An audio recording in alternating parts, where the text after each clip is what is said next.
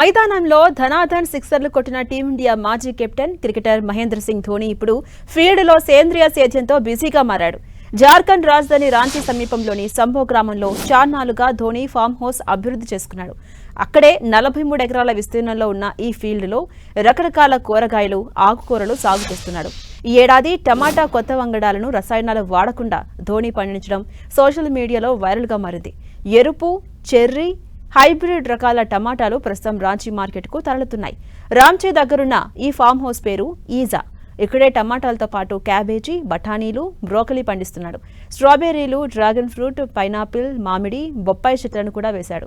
ఏదైనా వేడుకలప్పుడు కూడా ధోని ఇక్కడే ఉంటూ పొలం పనులు చూసుకుంటున్నాడు.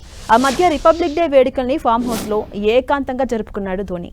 కొందరు సెలబ్రిటీలు, బాలీవుడ్ తారలు అప్పుడప్పుడు ధోని ఫామ్ హౌస్ లో సరదాగా సందడి చేస్తూ ఉంటారు. ఇక ధోని తాను పండించిన సేంద్రియ కూరగాయలు, పండ్లను ఈజా ఫామ్ పేరుతో అవుట్లెట్ ను పెట్టి ప్రజలకు అందించే ప్రయత్నం చేస్తున్నాడు. స్థానికంగా తక్కువ ధరకు, పైగా రసాయనాలు లేని కూరగాయలు దొరుకుతుండటంతో అటు ప్రజలు, ఇటు అభిమానులు పెద్ద ఎత్తున ఈజా ఫామ్ హౌస్ నుంచి కొనుగోలు చేస్తున్నారు. ఈజా అంటే ఉత్తరాఖండ్ స్థానిక భాషలో అమ్మ అని అర్థం.